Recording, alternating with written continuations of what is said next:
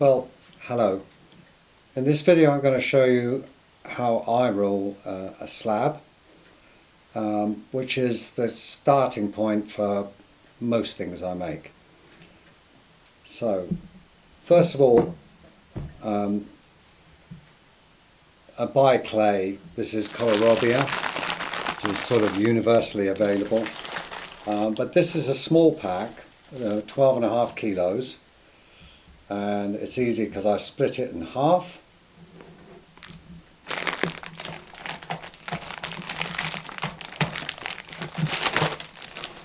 I've got to wrap up the remaining, so I split it in half. I know you're supposed to use like a cheese wire to cut clay, but I just use a big kitchen knife. Right, I cut it, first of all I cut it into a half, or if the more normal pack is 25 kilos, and I cut that into 4, and then wrap it up again. It's important to keep the moisture level.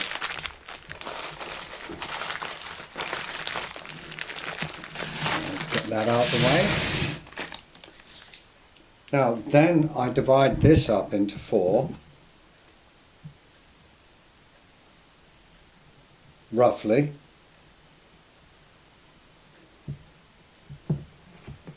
One, two.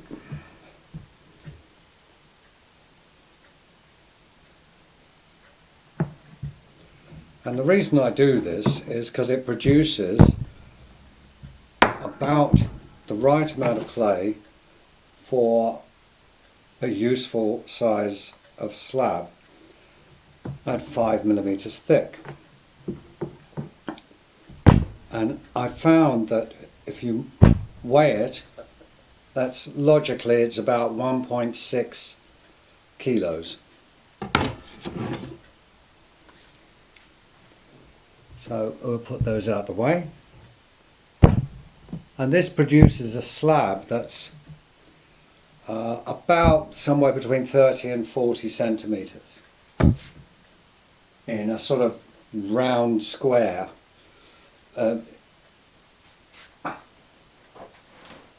First thing you need is you need a backing cloth. Now it's important that it's quite a thick cloth, and I'm using heavyweight denim here because it leaves a quite nice pattern in the clay as a base pattern. I found this in a sort of textile shop. But if you used a very thin cloth, it tends to crease and fold. It's not so good. Then I take the clay block and press it down.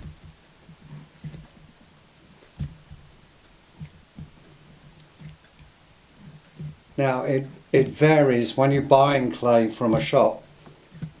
It's always good to press in to see that it's got some give in it. This is a little bit drier than sometimes, so it's a bit hard work. And then I start by using one of these to get it flatter.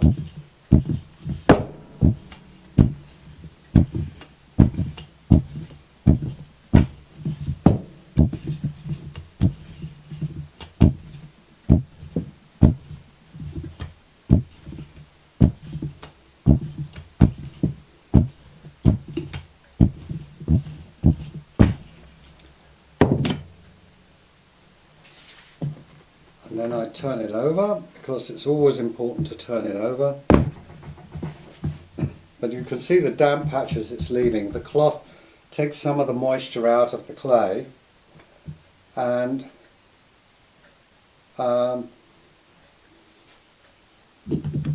actually I did that and then I didn't move it. So I'm going to do it again. I I don't think this bit is completely necessary, but I do it anyway. Then flip it over. Now it's important to notice that work on one half of the cloth. I mean, the cloth is this big, so I kind of work on one half so that I can flip it over onto a drier half. Not completely dry, but it... First thing I put down are the spacers. It depends how thick you want your slab to be. And I work to, these are 5mm bits of stuff that I bought from a kind of Bauhaus or B&Q store. But it's definitely 5mm thick. And I used to work actually even a bit thinner than that. But this is apparently unusually thin for slabs, and most people work with thicker slabs, so that you could try and find something that's 7 or 8mm thick. Probably is more normal, or set a machine for something, but I haven't got a machine, I can't afford it. So I've tried to make a machine, but it really needs to be very heavy duty. Then I use another bit of cloth. Again, I've got a dark side and a light side, and the light side I use for white earthenware clay, and the dark side I use for terracotta. It means I don't have to keep washing these cloths all the time, because the terracotta will definitely stain the white. Then I cover it over and I smooth it so I can roughly see where everything is. And then I used to use a normal rolling pin, but I found that it was harder work, and as I got older my wrists were starting to hurt if I did a lot of rolling. So I found a solution, which is, found somewhere that you can buy steel. This is about 6 centimeters in diameter, and it's a lump of iron, I mean some kind of steel, and it's about 17 or 18 kilos in weight, and the length is more than I ever need, but it's good. So I then take it in place. So it does most of the work for you, which is great, and you don't really have to push very hard. So I just roll it backwards and forwards, but not too much, because what you want to do is, otherwise you want to end up with a roundish, squarish shape, fairly even, and if you roll it too much in one direction it'll just become very long, and that's not so useful.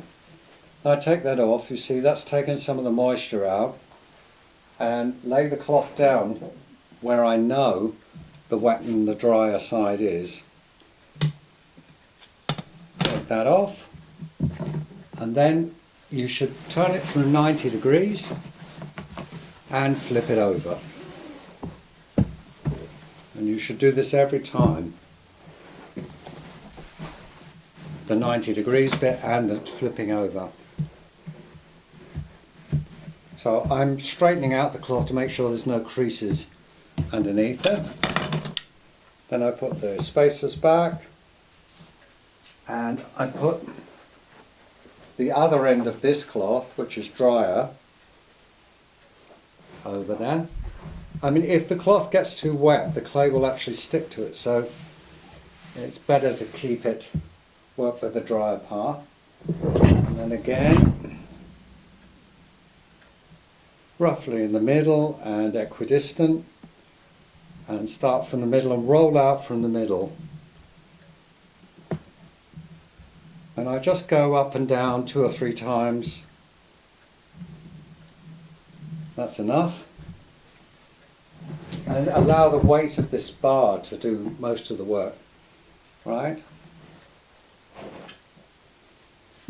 Now you see it's already going a longer shape. Now I want it, if I roll it that way, it'll stretch it out that way and keep a sort of roundish, squarish shape. Now I flip it over. You see it's left a damp spot there, and there was still a damp spot there, but it's dried out a little.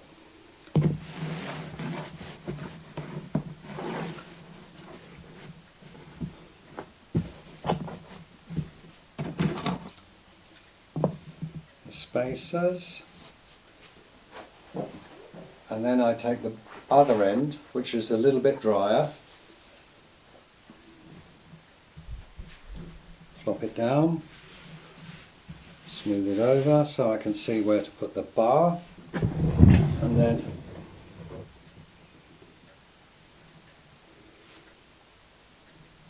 again start from the middle and roll out, because if you don't roll it thoroughly enough, it always ends up thicker in the middle than at the edges. And if the slab isn't an even thickness, it makes later construction a little bit more difficult, because a thicker bit of slab to a thinner bit doesn't work very well. Then I turn and flip.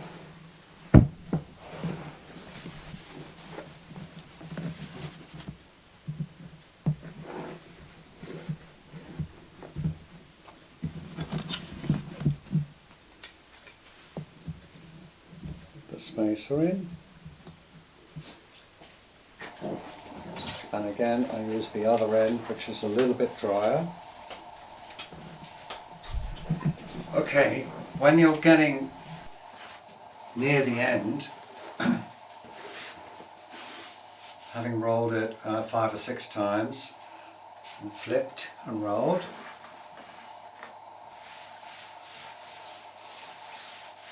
and you're not sure whether you've rolled it enough, there's a few tricks. One of them is to always roll from the middle out. It's always thickest in the middle.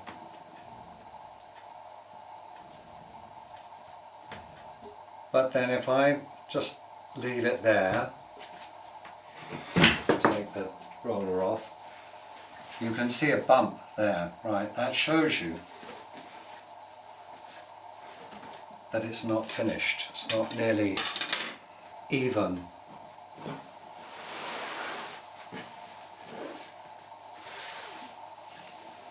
So it will need at least another one.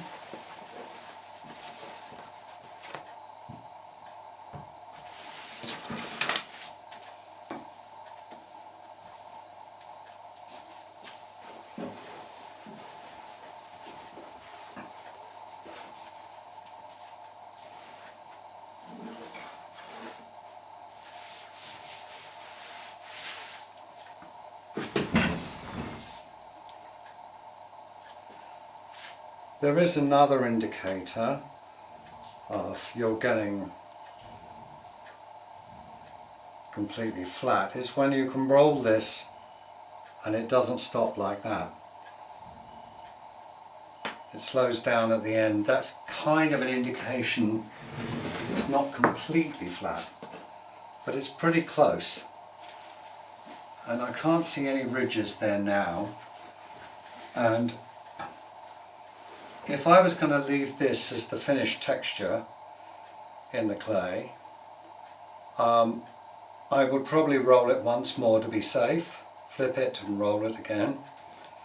But in this case I'll flip it and roll it and put a pattern in, which is a little sort of thing that I do, which is quite nice.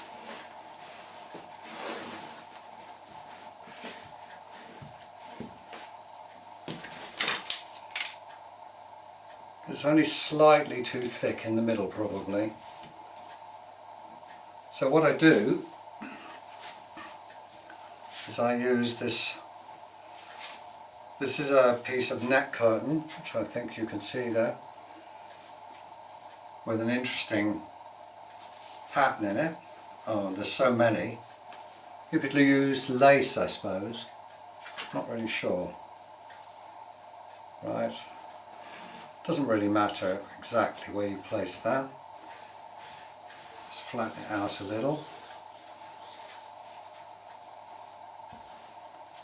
And effectively you're doing the last pass of rolling with this. And the interesting thing is that because you can see through the net curtain, you can see the end moving out, which means it did have a little way to go. Rolls easily on that now. Okay.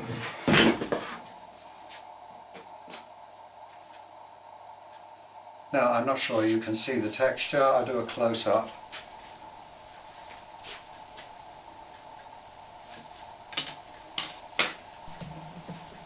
Well, I think you can see the texture there. That can be very useful decorative. Now what I do is I flip this over carefully, straighten it up. This is the last stage. Whether I put a pattern in there or not, the next thing to do is to put it on a board. And this I've made from the builder's shuttering board, which is pretty cheap. You cut it down and edge it. I've been using these for years. Okay, and then guarding that so it doesn't fold up. That's pretty good. Bang it down.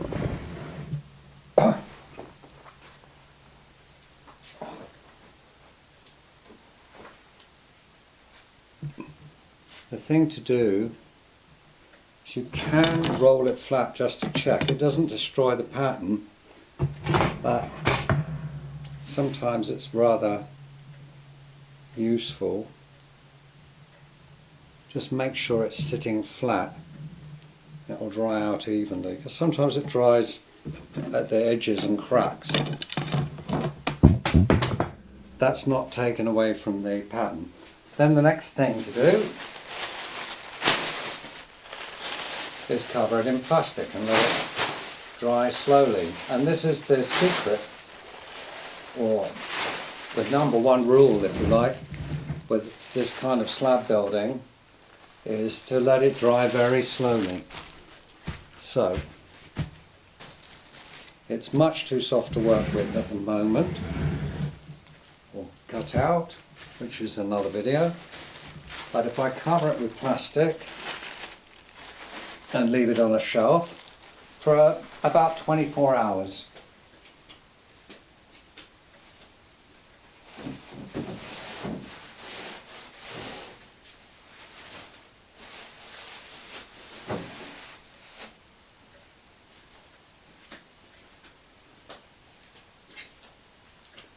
And then when I've, in about 24 hours, like tomorrow night, I can uncover it and it should be a little bit drier, a little bit stiffer, and I can mark it out and press patterns into it or letters into it. It's still soft enough for that, but it's dry enough to cut into the sections that you're going to join, but then you need to leave them for another day or two.